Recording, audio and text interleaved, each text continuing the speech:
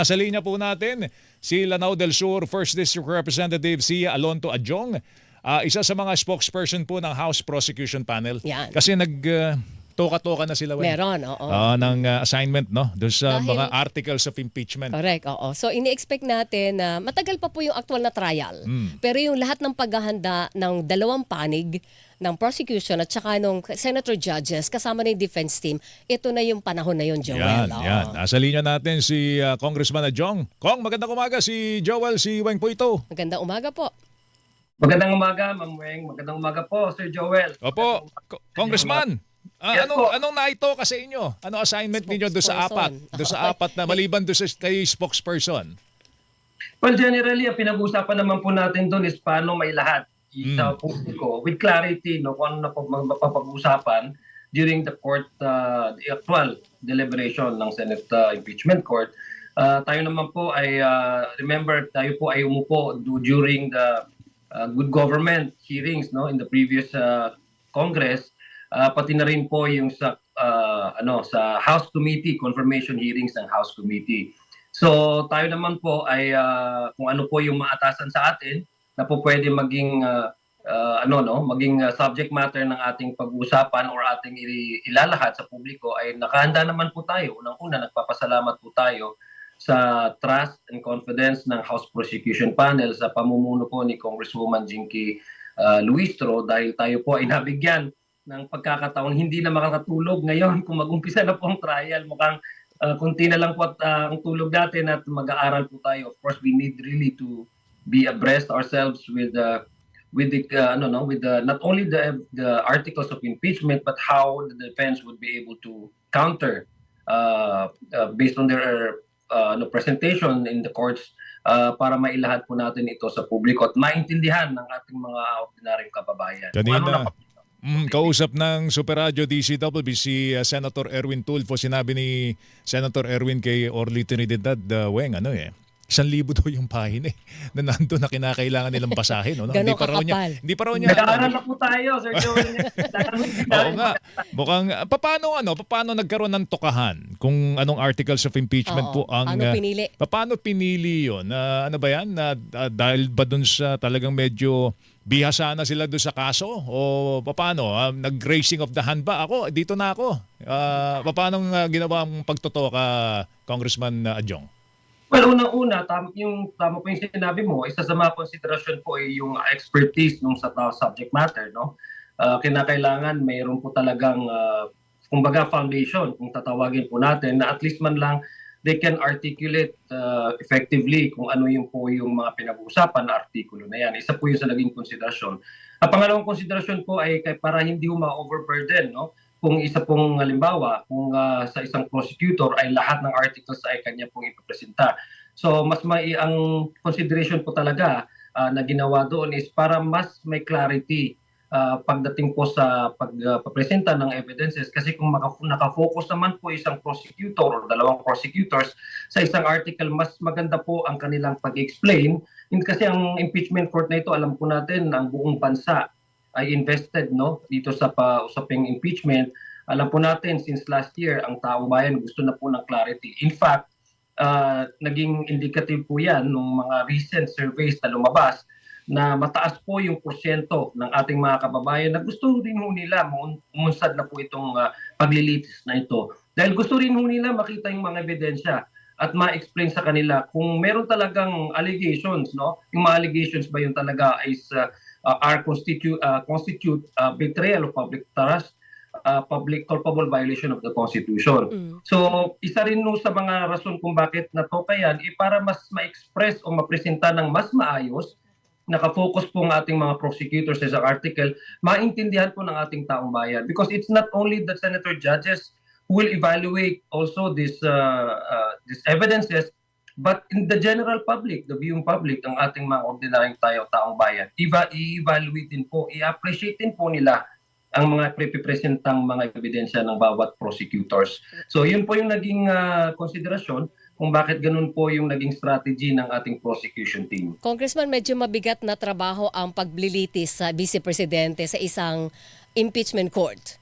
iba ang pamantayan dito, Joel, di ba? Hindi lang ito legal. Alam natin na legal ang kailangan dito. Pero may political na aspeto din. Kaya kailangan mo din na talagang maipakita mo napakatibay na ebidensya mo to surpass yung anumang political factor na nakapaloob dito sa impeachment court na ito, o impeachment proceeding.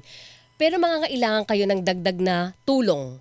Meron na ba kayong kinakausap na mga private prosecutors o private lawyers para tulungan kayo sa prosecution team? Yes, meron na pong nagvo-volunteer ng mga private lawyers para masali po, no, ang kanilang services sa paglilitis, no, sa Vice President. In fact, we are on the process of identifying those who have already been those who have already volunteered as part of the prosecution team. Ito po yung mga private prosecution. Tama po yung sinabi mo, Ma'am Weng, no? Ang pinanggagalingan naman po ng House Prosecution Team ay yung Constitution na nagsasabing pag meron pong allegations, no, kasi may na establish naman po natin yung yung grounds, no, for it to be elevated, sufficiency in grounds for it to be elevated to the Senate as an impeachment court. At kailangan matrial, no. Ang pinanggagalingan po natin talaga yung constitution, no, na sinasabing pag meron talagang labag sa mga tuntunin ng mga impeachable officers ay dapat talaga ito may malitis at mapakinggan yung mga ebidensyang pinipresenta. So I think the lawyers being loyal to the Constitution and their sworn fidelity to the Constitution understands this, na ito po yung pinanggagalingan ng House Prosecution Team.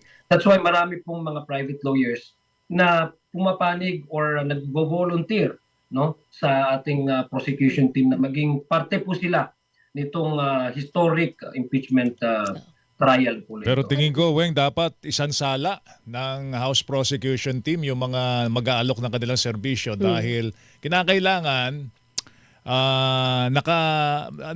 nakatutok din doon sa kanilang paniniwala, doon sa kanilang pinaglalaban, no? Kasi baka mapasok tayo ng mapasok sila Trojan ng horse. di ba? Hindi Trojan natin alam. horse, So paano pagsasala na gagawin ninyo kung meron po mag-aalok na serbisyong pribadong abogado?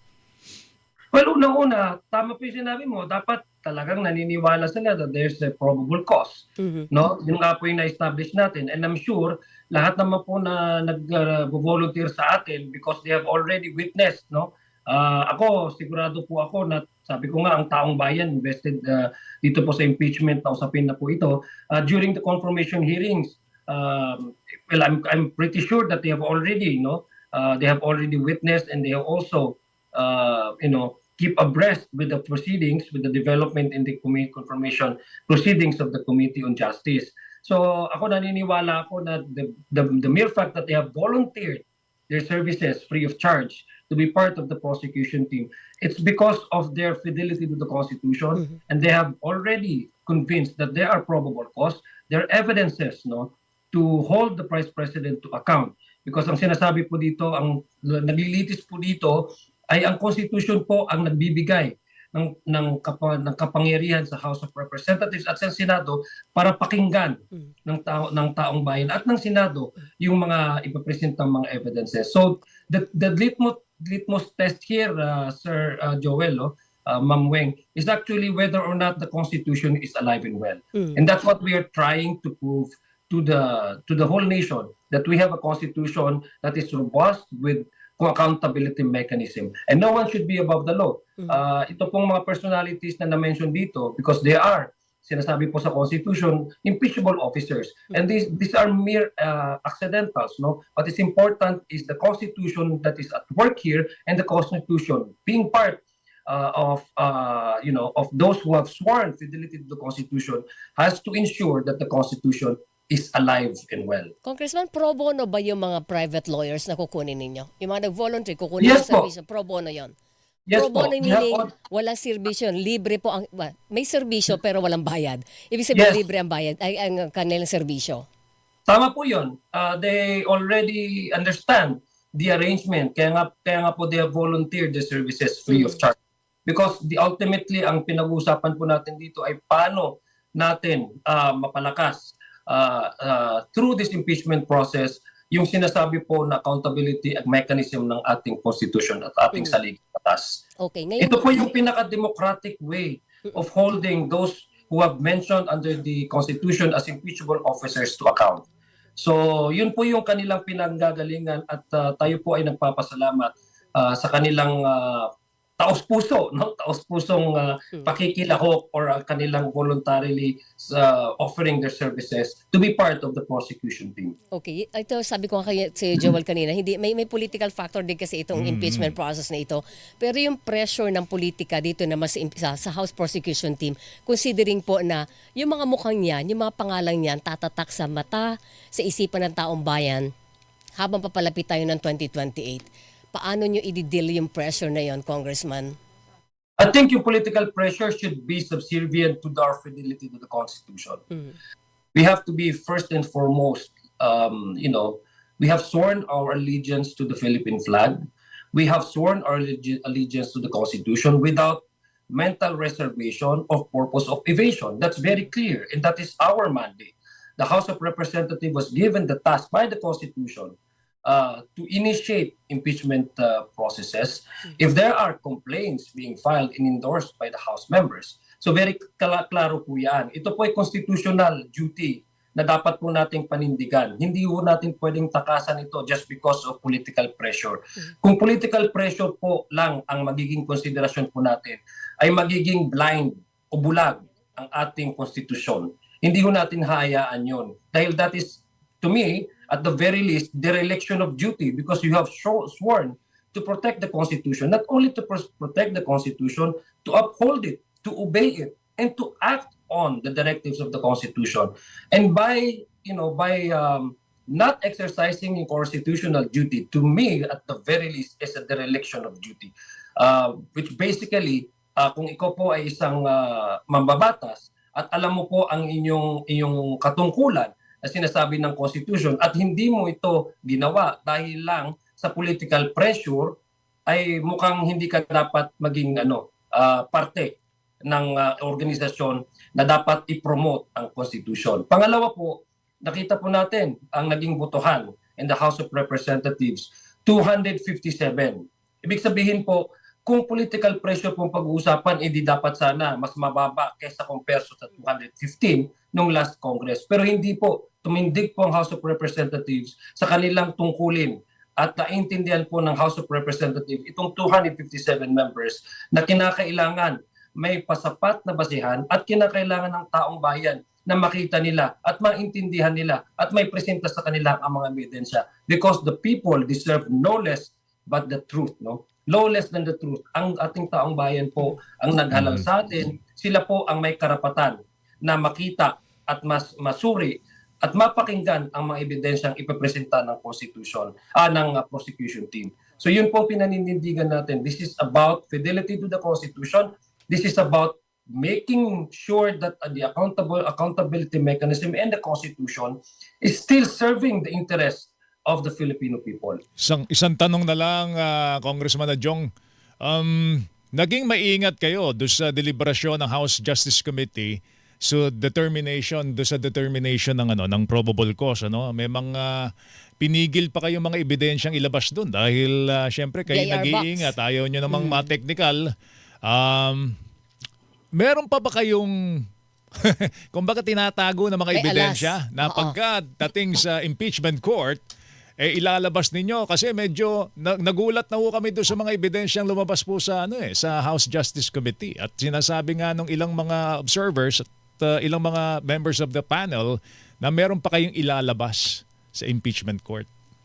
Well, unang-una lilinawin po natin, Sir Joel, no. Opo. Yung confirmation hearings po kasi ng House Committee on Justice ay may katungkulin po para part po 'yan nung sinasabi natin kumbaga sa regular na piskalya. Ito po yung preliminary investigation na sinasabi, no. So meron po talaga tayong kapangyarihan to obtain documents that would really prove na may suitable reason, no, para ito po ay ma-elevate into the proper court, no. Ibig sabihin, yung pinag-usapan po natin ay may grounds ba? Mayroon bang probable cause? Para ito po ay may rason ba, may basihan ba? So it's part of securing testimonies from witnesses and obtaining documents, official documents that would prove to the committee members that there is indeed a probable cause for it to be elevated to to a proper trial. Mapakinggan yung ebidensya. Now, may magkakaroon po after the response o yung release po ng Senate acting as an impeachment court, kaya makailan lang, 2 days ago, yung writ of summons po para po mag-comment ang defense, ang Vice Presidente, kampo ng Vice Presidente, doon po sa articles of impeachment, which is 10 non-extendable days. After that, binigyan din po ang prosecution team para mag-comment naman o mag-respond doon sa comment ng defense, which is 5 non-extendable days. Magkakaroon po ng pre-trial trial, no? So ang pagkakaalam ko po din sa pre-trial ay yung magiging guide, no? Mag-aada po sila kung ano yung magiging flow ng actual trial. So there will be marking of evidences at saka presentation ng possible na magiging witnesses on both sides, no? So yan po ay magpag-usapan yan po sa pre-trial, and again, I don't want to preempt whatever is the strategy of the House prosecution panel, but definitely there will be markings of the evidences and the identification of the possible potential witnesses during the pre-trial, which would become now the guide on how the impeachment court will proceed, no? Okay. So yun po yung aking magiging kasagutan dyan. Sige po. Abangan namin yung mga development. In the meantime, Congressman Adjong, salamat sa oras Good po morning, ninyo. sir. Thank you. And good morning to you. Maganda. Akala ko nga, sabi ko nga doon po sa ano nyo is mukhang, sabi ko Joel, baka masabi ko Joel Chua. Thank you, Sir Joel. Salamat. Salamat po. Thank you. Si Congressman si Alonto Adjong, spokesperson ng House Prosecution Panel.